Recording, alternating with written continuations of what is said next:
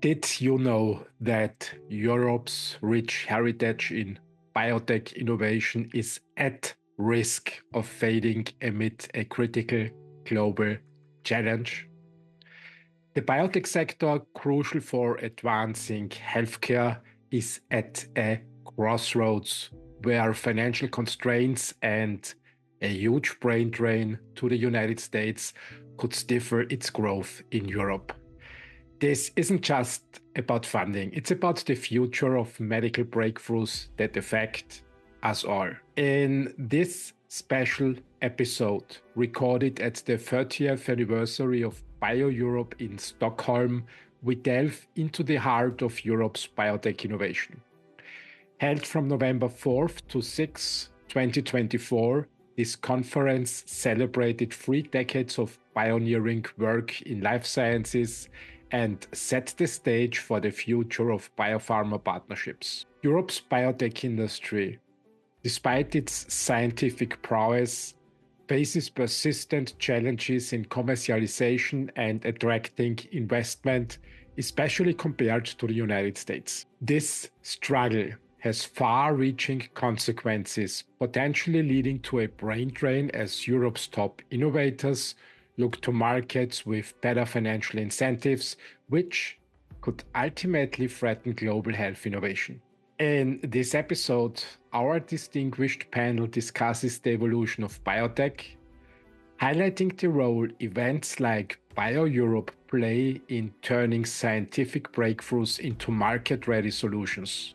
Topics include artificial intelligence integration, regenerative medicine, and personalized healthcare, all poised to shape the next era of medical advancements. On the panel were Cormac Sheridan, a veteran biotech journalist bringing over 2 decades of experience covering the industry's complexities and reminds us of biotech's resilience. Fail faster, fail better. Jonathan Smith, a healthcare correspondent, dives into the financial and regulatory landscape impacting biotech today, offering an insider's view on industry trends. I shared my perspective on what it will take for Europe to compete globally, from smart funding to strategic partnerships.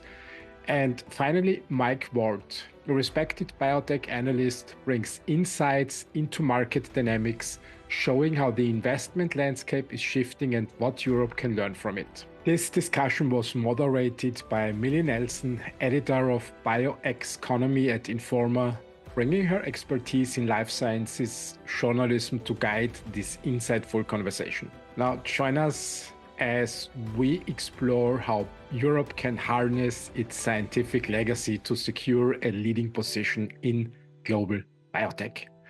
Discover the emerging trends, the shift in investment landscapes, and what they mean for the next generation of medical advancements.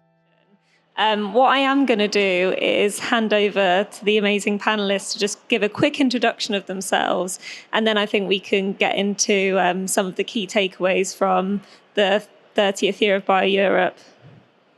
Hi everybody, I'm Cormac Sheridan from Ireland, veteran biotechnology journalist for longer than I care to recall, but also a veteran BioEurope attender as well. I think my first one would have been maybe the late 90s in Köln, if I remember correctly. And I'm also very much remembering 2016, which was also at Köln, the morning after, the night before that Trump was elected. We have a similar one today. I don't know whether that's going to influence the discussion or not, but I am a long-time observer of and writer about biotechnology. And hi everyone, my name is Jonathan Smith. John Smith is a very generic name, so I swear that's my real name. And I actually came from a PhD in neuroscience, and then I joined an industry publication called Biotech back in 2017. And I then became a freelance journalist in 2023. And so this is like my second or third BioEurope now. And so I haven't had quite your depth of time with this event, but I like to think I'm coming with a fresh perspective at least, right? Oh, and my main client is also Emerging Markets. So that's like an M&A focused journalist publication that's read by investors and investment banks and corporate executives. Thank you. Hello, I'm Christian Soschner from Austria. I studied in life science in 2006, have a business background, and started with Innovatis spin-out, which was Napriva, the first company of Rutger Norbach before I founded CRISPR Therapeutics. And in the pandemic, I started a podcast because I thought, when we can't meet, probably it's helpful to enter the digital world with the pharma industry, which nobody wanted to do before 2020. And on my podcast, I love talking about how to develop biotech companies from the commercial point of view, about merger acquisition, investing. I'm Mike Ward. I'm veteran. Actually, what's older than a veteran? I've been right about the pharmaceutical industry, biotech for 40 years. I've worked for almost every publication that actually writes about biotech, sort of holding senior positions at BioCentury, Script, Pink Sheet, In Vivo. I now work for Clarivate. I do global thought leadership there, where I try to start conversations, make people think about what's keeping the industry awake at night. I was there, in fact, probably at the conception of BioEurope, when Carola was running around with her business plan. So I've been to, again, lots and lots of these events. Great, thank you all so much. I thought it would be a good place to start. I know we're thinking about the key takeaways from BioEurope, but maybe if you could all provide just a quick snapshot of how you think the industry is in general, whether you're feeling positive about it, maybe there's some challenges you want to flag, and then we can go into a bit more of a discussion on how or whether some of those thoughts have played out here in the conversations you've heard. Well, if I was a vaccine maker, I wouldn't be very happy this morning. I think that the outlook in the US for vaccine makers will be very challenging if some of the campaign promises around a role for Bobby Kennedy Jr. Play out. It could be a very extraordinary time. But that's an external. Internally in the industry, it's been, a fairly positive trajectory in terms of capabilities, in terms of analytical capabilities, in terms of drug development. I was at a very interesting panel yesterday on AI and its role in drug development, which was, I think, to be fair, it was a couple of very good quality panels, drug development and diagnosis. Kind of a hard-headed assessment that tried to demythologize some of and take away some of the hype and actually look properly at what AI can and, importantly, cannot do. And there are still some challenges in that area, and certainly there is that wider sense that trust, especially in diagnostics, needs to be sort of won before it will become utterly mainstream. And also the necessity of integrating AI-based tools into physician workflows was something that was raised. And these are the practical considerations that accompany the development of any new technology, because obviously they are ultimately aimed at the practice of medicine, and that always has to be borne in mind. But to me, it's kind of the industry has demonstrated, obviously, its huge capabilities, and they are only increasing. And this convergence, obviously, between computational-based analyses in the widest description and what's happening in terms of the biology, I think that it does have a bright future. And I think, I suppose, I'll insert my obligatory Irish writer's quote, maybe. There's a talk about in AI that it'll help you to fail faster and fail better, which is exactly what Samuel Beckett said in Worstward Ho. I have the quotation here. Yes, try again, fail better. I got to say, my impression of the industry has been a little bit depressing from my meetings with people at this meeting. I've been talking to a few, say, small cap public companies. They've just been saying to me, John, we've been struggling. We've been struggling to get money. We need to get the data to then get people interested in our programs. But to get the data, they need the money and they need the partnering.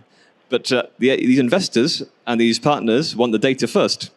So these companies feel like they're stuck in a bit of a loop here they can't really get out of right now.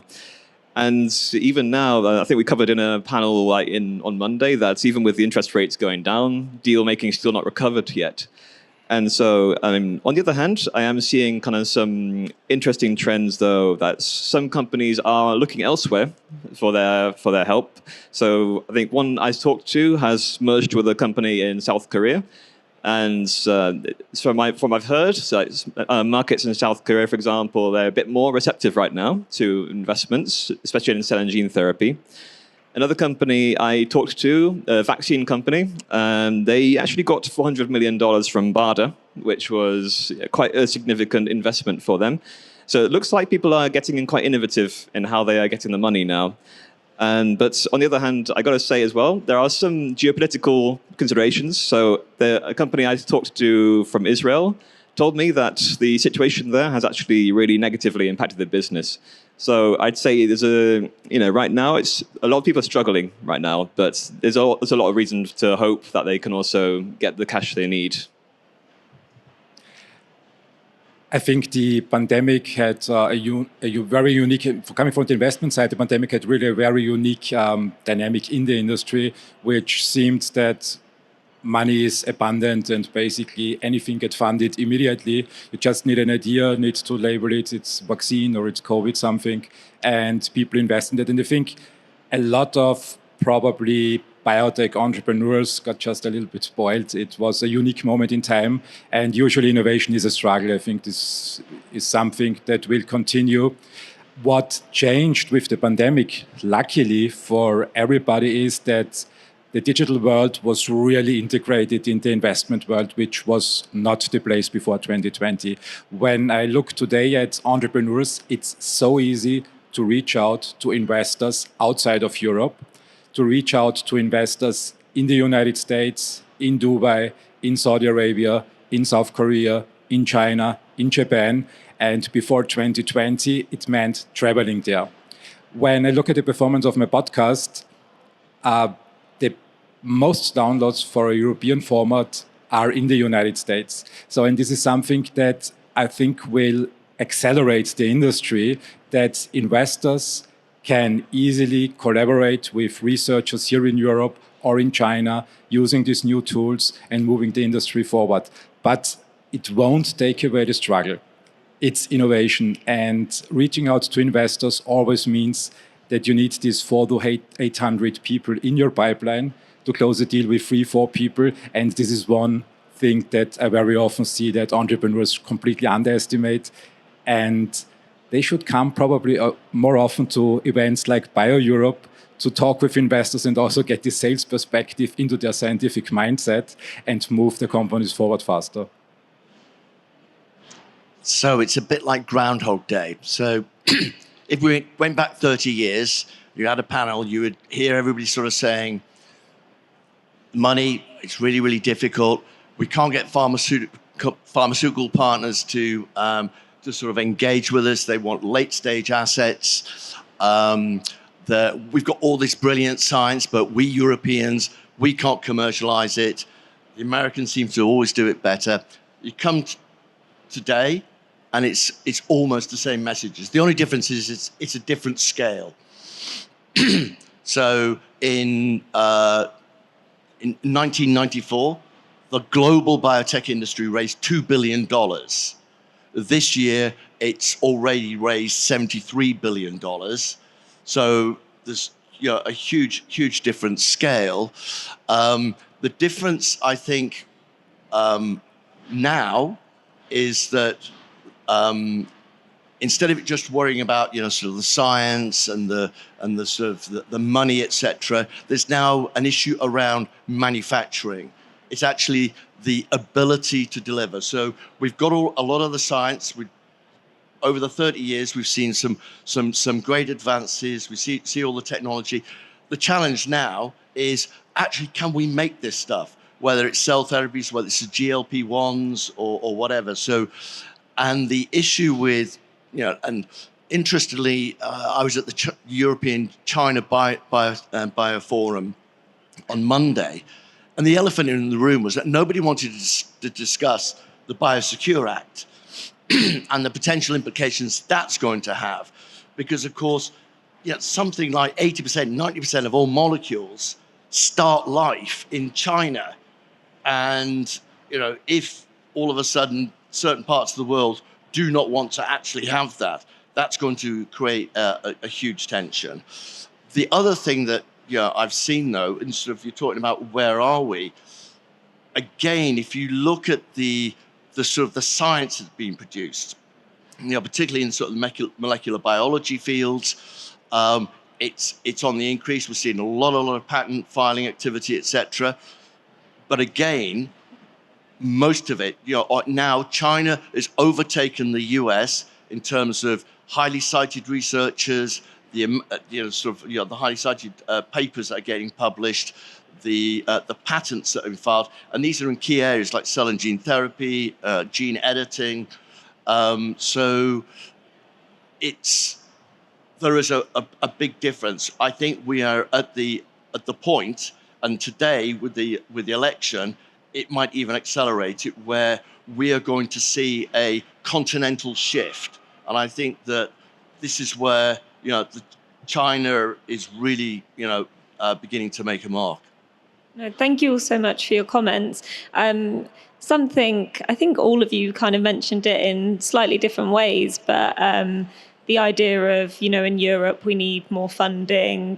People are going over to the US or trying to attract the US investors who maybe have more money. I think I was in a talk yesterday and they said the average funding round is double the size in the US than that in Europe. And something that came up, and I wouldn't say it shocked me, but it's just really interesting. Quite a few of the panelists were saying that maybe this is about European culture, and it's the approach to not want to take risks, or we're looking at things sometimes as what could go wrong. And they think some of the people from the US always look at it with, how much money could we make? This is great. Like, if it fails, we'll move on to the next thing. I just wondered if anyone wanted to share an opinion on that. I will, but I'll sort of do it with hesitation, because I think that over the years at BioEurope, this kind of US-European comparison or contrast was always made, and it was the big story. But we need to get over that, because Europe is Europe. It has its own characteristics, its own dynamics. It does have less money. It is a cheaper place to operate in than the US, at least most parts of Europe are. So your money will go maybe a little bit further. It has its own qualities and its own capabilities. And don't forget too, I mean, Mike himself gave a lovely quick trip through European innovation and the history thereof at that China-Europe Biotech Forum. And actually, when I was speaking with Rentschler here yesterday, we were reminded that they were producing interferon in Laupheim in Baden-Württemberg in 1974. The year when BioEurope wasn't yet born, and it was the year that ABBA burst on the international scene. So there's a history here that's deeply rooted, and European contributions to gene editing, to the development of monoclonal antibodies, et cetera, et cetera, et cetera. Europe has always been scientifically at the forefront of biological science. Maybe not quite as strong as the US, but it has deep and real strengths. Yes, it is not as good at translating scientific discovery into commercial entities. It has those capabilities. They have improved. I mean, let's not forget that there was no GenMab and there was no Argenx, say, 20 years ago, or at least, yeah, they were probably getting going around then. But these are now European powerhouses, and they've shown it can be done here. And I'm sure that there are other companies out there who are hopefully the next GenMab or the next Argenx in the making. And what fascinates me in particular is that they've gotten to the scale now where they are sort of largely in control of their own destiny. They have, very large, and obviously Biotech as well has to be mentioned in the same context. These are real European powerhouses as companies, as scientific discovery engines, and also as clinical development entities that can take products the whole way. So I wouldn't be too despondent. It's that old story about you think you're pure. Remember, that great English stuff. Like if you think it's bad now, you really want to have been around here in the 20 years ago, because it was a whole lot worse. So I think it's very important. I mean, what America has wonderful, boundless reserves of optimism, and there is this sort of pessimism that can be a little bit pervasive here, and people are still complaining about GPC Biotech and Cetraplatin and its doomed clinical development trajectory going back 20 years ago, and they've forgotten in the meantime, well, Biotech has come up, and remember that, remember the successes, and don't just focus on the failures. Failure is embedded in biotech. It's a risk-based enterprise. The failures have to happen. You need to digest them, get over them, and move on. Okay, I'm going to jump in. So, I think that, in many respects, what you say is correct, but I think there is a fundamental difference between the way that US investors back US biotech companies and European investors back European biotech companies. And it's interesting when they talk about risk capital, I sort of think you're not that risky.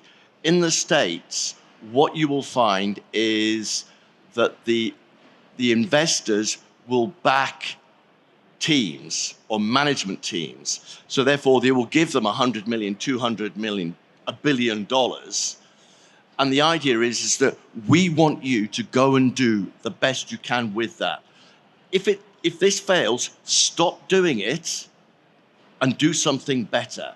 So there are lots and lots of companies in the States. I mean, Amgen, in its early days, was a complete basket case. It was all over the place until it then began to focus. So there's lots and lots of examples, whereas here in Europe, what they tend to do is they tend to back an idea, and if the idea fails, they walk away and the plug is pulled. So you don't get almost like the recycling. There's this they failed. So things like GPC Biotech or British Biotech or whatever, because that was another something that really dampened investor enthusiasm for biotech. Yet if you actually look at a lot of these companies, right, some of the successful companies, they actually recycled. They learned from those experiences and were able to build better businesses. So I think that's one of the sort of the key differences, that in the States they back and they nurture talent, and they recognize that sometimes you fall over, but what you do is you pick yourself up and you get on. I think it's always the easy way out to say we have cultural differences. I totally agree to what you say, that in the US, investors have much more money and they tend to back teams. But when I think about Europe, 30 years ago, when BioEurope started, let's go back to the 90s, innovation is European. We have great science, absolutely, for centuries, and also great entrepreneurs. When I think back to the 90s, the entire mobile industry was basically a European rollout. Europe was very strong in the mobile industry. Before that, the German car makers, the French car makers dominated with innovation the global markets. But something changed in the last 20 years in Europe. And I started in life science in 2006 and I was lucky to start with a Novartis spin-out with a huge Series A round of 40 million. With the financial crisis, I moved more towards earlier stages and tried fundraising. And with this background, with M&A, with public companies, I thought I'm the dumbest kid on the playground because it was so hard to raise funds in Europe. It was practically in 2008-9, of course, practically impossible. But still afterwards, every time when I talked with the investors in the United States, with entrepreneurs, they were talking about 10, 20 million euros rounds. And in Europe, we talked about 300,000, 400,000 seed rounds. And this didn't change much in Europe. So I started a little bit investigating and thought, why is that? Why is there such a huge difference? And the easy answer is always, we have a different culture. We can't change that. But that's not true. When I look towards the United States, they did very smart things 2 or 3 decades ago. They granted tax breaks. They just gave investors an easy way and say, look, when you put your money into companies, you can deduct it from your taxes. And this is how they started to build empires. And we didn't have that in Europe. When I look to Austria, my country, science is very well funded. There is a lot of support for scientists, but not for commercial development. We don't do that. We don't give tax breaks to investors. We don't give tax breaks to business angels. We just don't do that. We have, in this regard, a framework that hinders the translation of innovation in Europe to commercial entities. But this is very dangerous for Europe, because what are entrepreneurs doing? They move simply to the United States. And we just see this brain drain. When someone has a great idea that has commercial potential, they go to Silicon Valley or to Boston.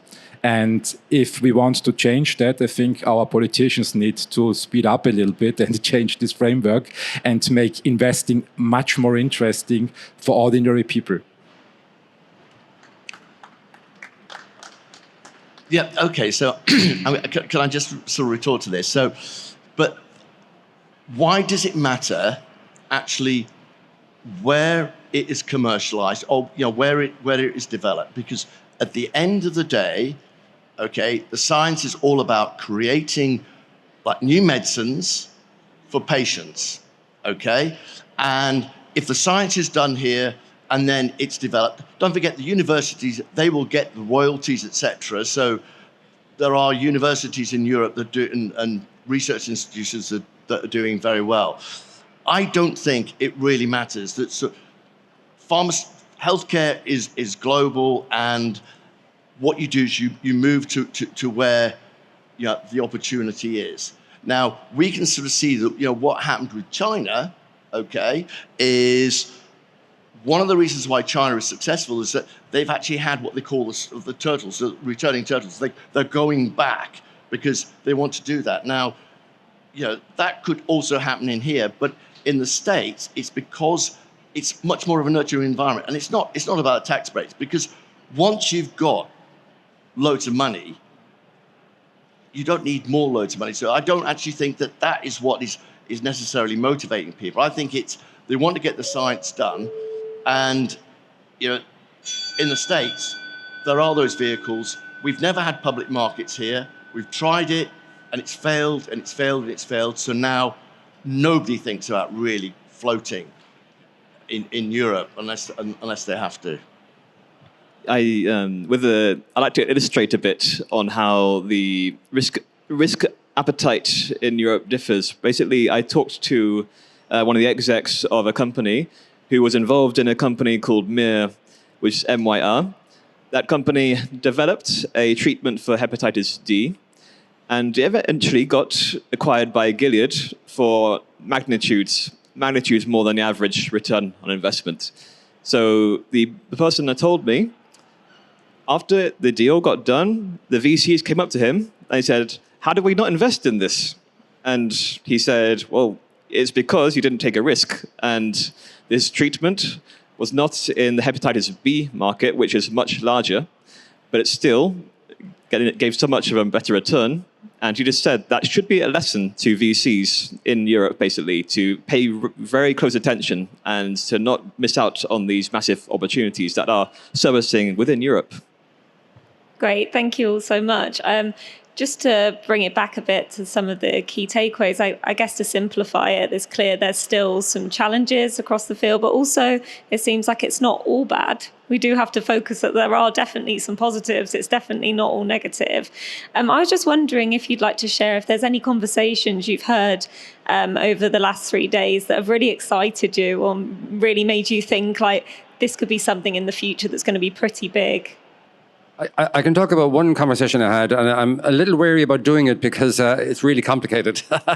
And I haven't at all looked at the papers that are underlying this technology. But I would give a shout out to an Austrian company called Quanto Therapeutics. I was very, very impressed just having a quick conversation with the CEO, Michael Bauer. They have this extraordinarily interesting and innovative way of profiling the transcriptome of cells that is much more dynamic than RNA-seq, for example. And by incorporating some sort of a false uridine, they can track transcriptional perturbations, say, that take place after the introduction of a drug, a candidate drug, or just even doing a screen, really. So you get this kind of extraordinarily interesting transcriptional fingerprint, which he says is much more powerful at distinguishing between the primary effects of a particular compound and the secondary effects that RNA-seq can fail to distinguish. And they have some very interesting ideas around addressing c-Myc, which is a huge big target in cancer. And he would claim that quite a few supposed c-Myc inhibitors are not c-Myc inhibitors. They're doing other things entirely, but the assay systems by which they've been picked up and then evaluated just do not have that sensitivity. That's something I'm going to look at, I think, in the future. I think that was, to me, a very innovative approach. And I would also say that what always impresses me as a journalist when you're talking to a company that you're new to is that if you see that the establishing science or the enabling science has been published in a top-tier journal, well, that's been through expert peer review, which is beyond my capability, obviously, as a journalist. So that just gives it a kind of a hallmark of quality that this is good stuff, and it's a good starting point that you know that some really expert eyes have seen this stuff before you have, and that gives you confidence that this is something that's of quality. Doesn't always mean it works, obviously, as I've said before. Failure is embedded in this industry. But high-quality science is something that is discernible, and there are hallmarks, or if you like, almost kind of biomarkers for scientific quality. And this particular company, the scientific founders, had published in Nature Methods and in one of the science journals. And I was very impressed by that, and that's something I'm going to look at further. Amazing, thank you. I think for me, the most interesting thing I found from my talks with people was that the CNS players that I spoke to have had what they call a very big surge in interest from big pharma people and investors right now. And I asked them kind of why, and they said it was a mixture of factors. So one of them is that, for example, neurodegenerative diseases, such as Alzheimer's disease, are finally starting to see some actual positive signs and some actual approvals going on. That's actually making people more interested, and it's basically less of a graveyard for drugs than it used to be. And also just that there's really big markets out there for these types of conditions. So basically they are seeing a lot more positive interest, and I think it'll just be, basically a big increase in interest that goes on. And it'll probably be discussed in future events for sure. I totally agree to what you say, Cormac, that failure is embedded in the industry, and I think there is no innovation without failure. We have to accept that it is a high failure rate. What I personally like at BioEurope, and I think back to 2006, it was mostly about science and small molecules and moving that forward. Really focused on science. Now we have much more development perspective and commercial perspective also here in Europe. I think this is taken up, and I personally enjoy the longevity field. That it's not so much anymore about thinking how we can cure a disease. It's much more going in a direction to think holistically. How can we help the patient? What do we need to do additionally? How can we improve the life of the patient, not only with a therapy, but also with changes in lifestyle, with changes in the environment of the patient, and it slowly trickles into the pharma industry. I had some talks with people from the longevity field at the BioEurope, and I can't remember, it's 10 or 15 years ago that this was even a topic. And I think for the patient, it's a good thing to not only look at treating diseases, but also helping them to change everything around it. So, to echo what Jonathan was saying, so the neuroscience space, yeah, I've also noticed that, like 5-10 years ago, people weren't talking about it, whereas now people are openly excited about it. And obviously, at my age, I'm also excited about neurodegenerative advances, as it will come on soon, maybe now. one of the interesting conversations I had was, and it was sort of slightly different. It was almost like, well, okay, and where are we going? And it was a bio data science company that had been having partnership discussions with a PBM in the States. And the idea is that they wanted almost to get the sort of like the source data to, again, understand, where the patients were, who the best patients would be to receive the drugs, so that they could actually restructure their formulations. So it's almost like, cutting out, some of the stuff that you get from pharma. So I think that what we're going to see, and we're beginning to, some of the other discussions that people had with me about who else is coming into this sector. It's not going to be just the sort of the same old crowd. So I think that's one of the things. And the other thing is also just that the increase. So one of the things that the sort of the mood music in this place is, what is different is there are fewer Americans here. Now that might be, certainly is maybe as a percentage of the group. Now that might be because of what was happening this week. And they were worried that they might not be able to get back in the country, but also we've seen a big rise in the number of Chinese and Korean, and they are very assertive in what they're proposing and what they're trying to do. So that's something that, as I think, almost echoing what I said earlier, is I think that we are seeing a continental shift. And unfortunately, coming back to the sort of thing, is that Europe kind of looks like it's in the same place. And what my recommendation is that Europe needs to basically probably stop looking westward and start looking more eastward. We're coming up to around, 10 or so minutes left. So I'll leave a couple minutes at the end if anybody does have any questions for the panelists or wants to share maybe one of their key takeaways from Bio Europe. But, thinking of the future, next year we're going to be in Vienna. A lot can happen in a year. But I'm wondering if there's anything that you think is going to take, center stage in terms of conversation or topic, and maybe if there's anything this year that you think's been a really big topic that might fade into the background a little bit in 2025. Oh my God. You're asking me to predict the future. I am. And I think that, well, I think, and this is coming back to the Trump thing, and I'm sorry to be obsessing about it, but I think that that's going to set a kind of a certain tone, because it's very obvious to me that he and the coterie of people around him are anti-science. And I think it's going to set a kind of a global tone, because obviously his election has repercussions at a global level. And that's just going to change the nature of an awful lot of conversations. And this goes well beyond the biotechnology industry. But I think, again, because of the role of Bobby Kennedy Jr. in his campaign, that could be a very serious external factor. I would imagine that there are FDA and NIH senior officials who are figuring out what the hell they're going to do this morning. Life is going to be very tough for people involved in science in the USA.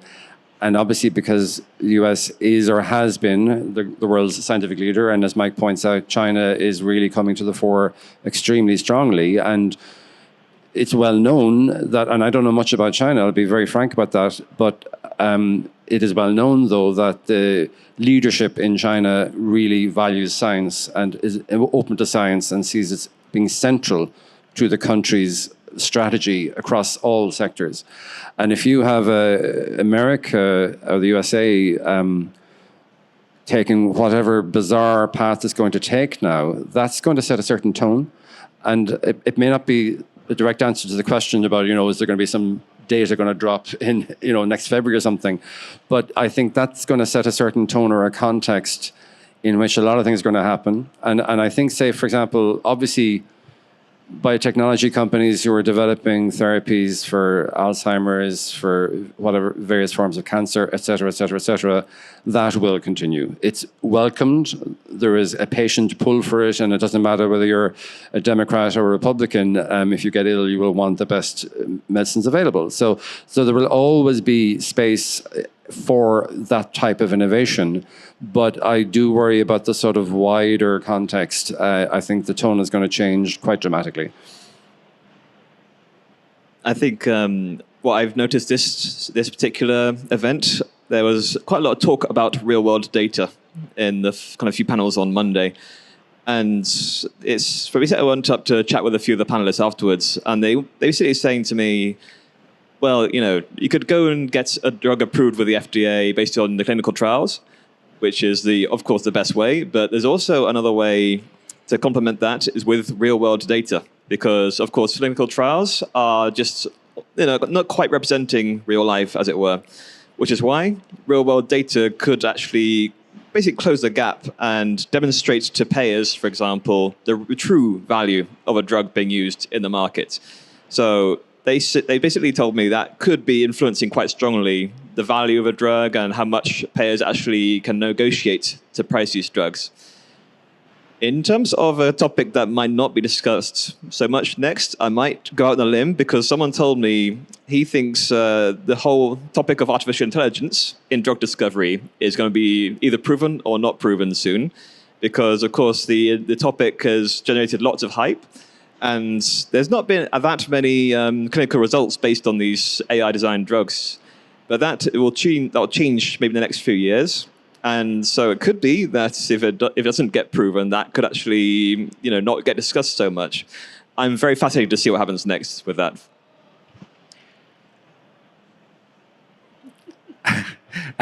Sorry, Mike.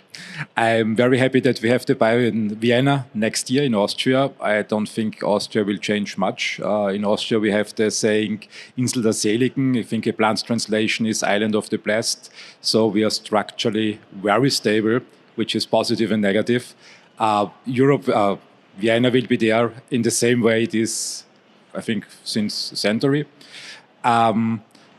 I would like to double down on what Mike said. I think the strength of Europe is, or the core mission of the European Union was and is, to peacefully collaborate with other countries to avoid wars. And this can be a real strength for innovators in Europe.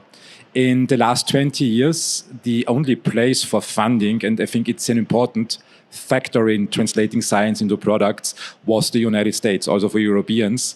Now we have Saudi Arabia, now we have Dubai, and now we have Southeast Asia and also China.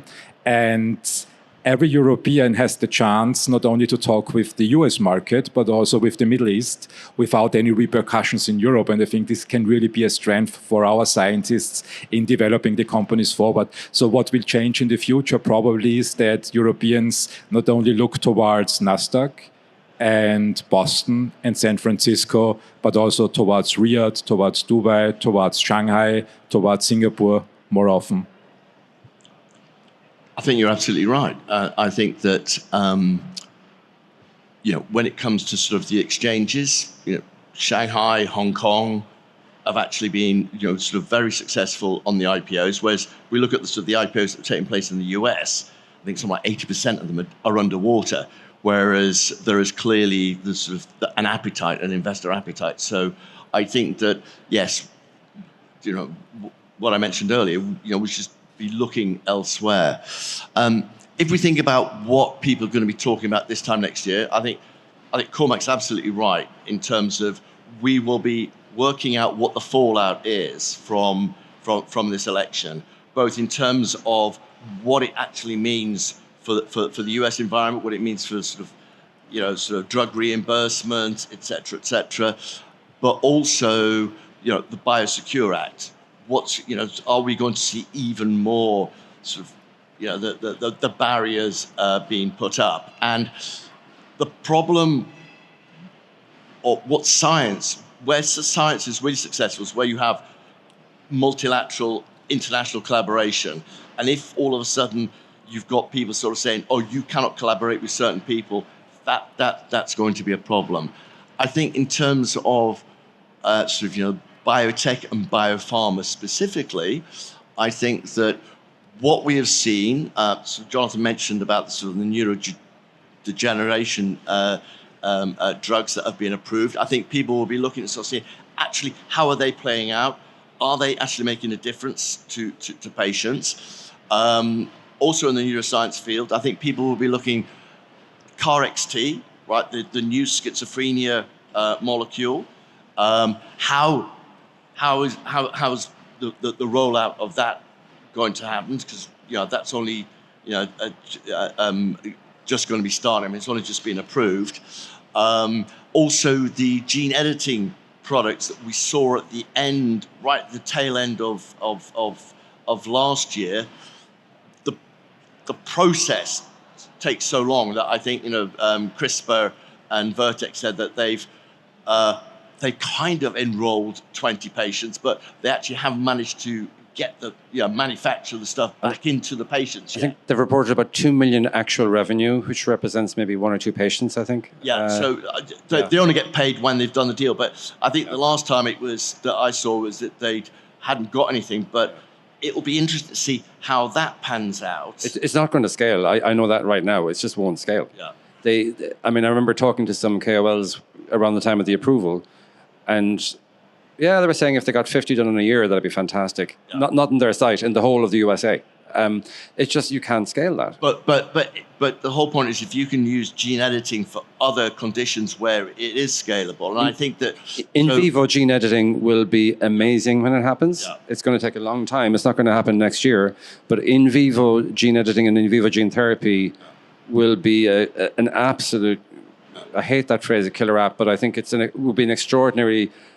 Have extraordinary potential as a technology, and I think that's where there's going to be huge. And it may not be, say, targeted lipid nanoparticles. There are other delivery technologies being looked at based on, say, endogenous proteins that came from retroviruses that form sort of VLP-like structures, vaccine-like particle structures, as carriers of the payload or whatever. These are preclinical things, but say Feng Zhang.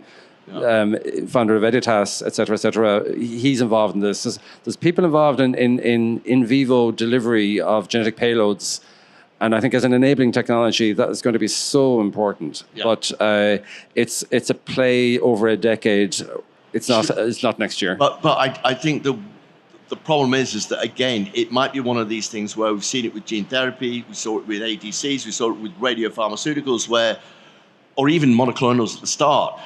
You have a kind of a stumble, and everything then goes quiet for 10 years. And I think that we just have to have courage. I agree completely. Right, to go with that. And then, I guess that the other thing is just GLP-1s. Yeah. Right? What actually is really going to? Are they the magic bullet that's actually going to save the world? Oof. And are we going to be able to actually make these things, especially if we can't use China? Is there much talk about the fact, I do see it, but about a big chunk of the loss of fatty tissue is accompanied by the loss of muscle? That's a huge issue for older people especially. And I would be hugely concerned about that. And there could be, in time, pushback. Because if a person is carrying, and I know, and this isn't, I really support the considered use, obviously, of the GLP-1 agonists for people who really need them. And it's going to be a healthcare revolution. If you just tackle obesity and all the consequences of obesity, that's brilliant. But people using it as a lifestyle drug, it's a real problem. I just want to jump in here, sorry. I'll let Mike have his one last say, and then I'll open it to some questions, and then we can round off. So Thomas Land from Novo Nordisk actually said, okay, what they are looking for is, how do they ensure that the weight loss actually is healthy weight loss, and therefore is there something they can do?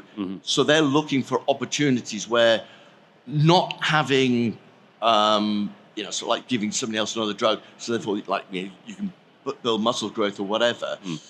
But also, again, it comes to this almost like where another different kind of group of people come in, the behavioral economists, who basically sort of say, well, now you've lost this weight, we'll also now encourage you or we'll nudge you to actually build natural muscle mass by getting you into the gym. Right. Thank you. The buzzer's about to go, but if anybody does have a question, please feel free to put your hand up now, and Lisa will come over with a microphone. If not... No? They've probably heard enough from us. No, I mean, it's been a great panel. I really want to say a huge thank you to all the panelists. Thank you to Michelle for putting this on. It's been great. And I hope everybody's had a really great event here at BioEurope, and looking forward to seeing you next year. Thank you.